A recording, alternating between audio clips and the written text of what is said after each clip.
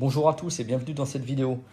Donc aujourd'hui je vais vous montrer comment réaliser une installation de plomberie sans soudure et sans outils spécifiques. Donc c'est quelque chose de très pratique.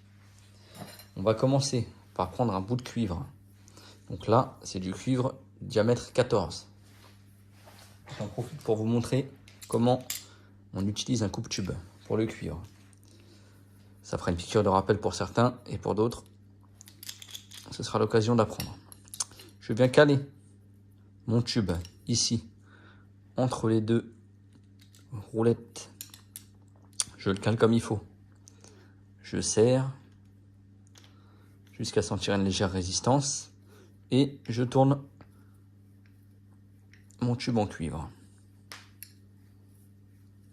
Là, la lame qui est ici a commencé à entailler le tube. Donc je sens que c'est plus facile de tourner. Donc je remets un coup de roulette. Je tourne. Voilà, là je sens que c'est plus simple. Donc je resserre. Encore un coup. Et on répète jusqu'à ce que le tube se coupe.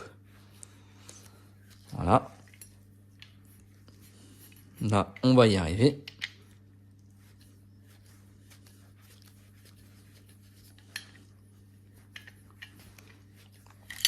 Voilà. Donc là, avec le coupe-tube, on a une coupe nette et droite. J'en profite pour faire la même chose de ce côté-là, histoire d'avoir deux extrémités vraiment propres.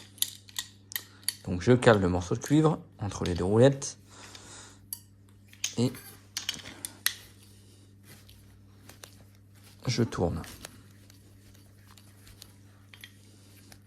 Ça sert à rien de trop forcer, sinon on risque de déformer le tube. Vous voyez, ça se coupe tout seul. Il faut juste se munir d'un peu de patience. Vous pouvez aussi couper avec une scie à métaux, mais il faut être sûr d'être droit. Une fois ceci fait, on n'oublie pas d'ébavurer le tube pour enlever les éventuelles limailles. Donc là, je le fais avec un appareil spécifique. Voilà, c'est histoire de vraiment d'avoir le trou le plus propre possible. Une extrémité de tube propre. Voilà. Après, dans le coupe-tube, en règle générale, il y a une petite lame qui permet d'ébavurer le tube comme ça. Une fois ceci fait,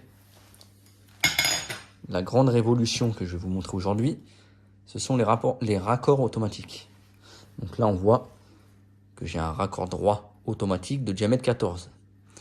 Il faut juste bien choisir le diamètre en fonction de son tube.